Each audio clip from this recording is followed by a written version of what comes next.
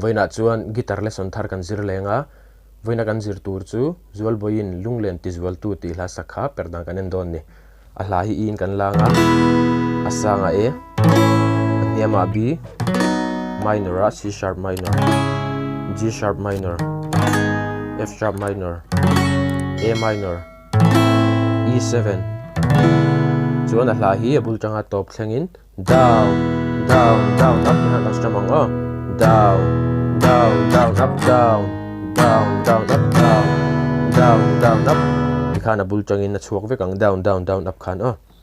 chuan a hla hi bul tangin ka sa chuak anga a chord kal dan te kha karon da lenga uluk dun lo ngai thadon ya ka thiamang in karon sa chuak lenge antir vete chor khapui en ruai ki run kin eni herliai thangwang sangan hei chang se o lai di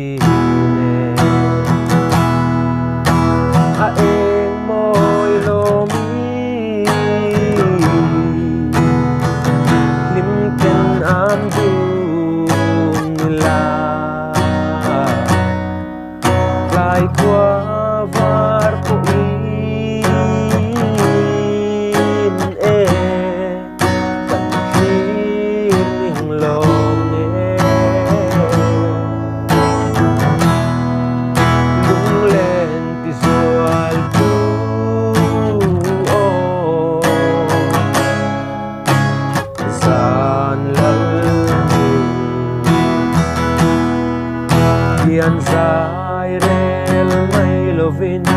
la zamrila kalen rualung den lo ti ve se min tuar pui ve ne yang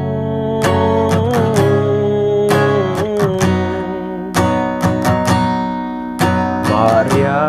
lung le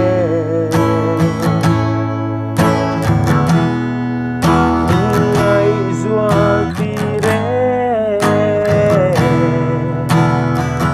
nun dui mual liam te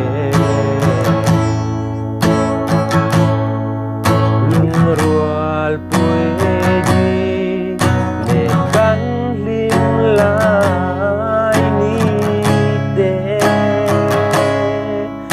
Hamral mayan mal mollo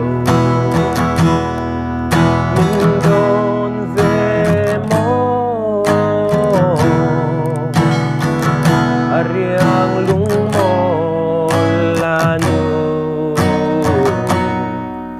surka en huaya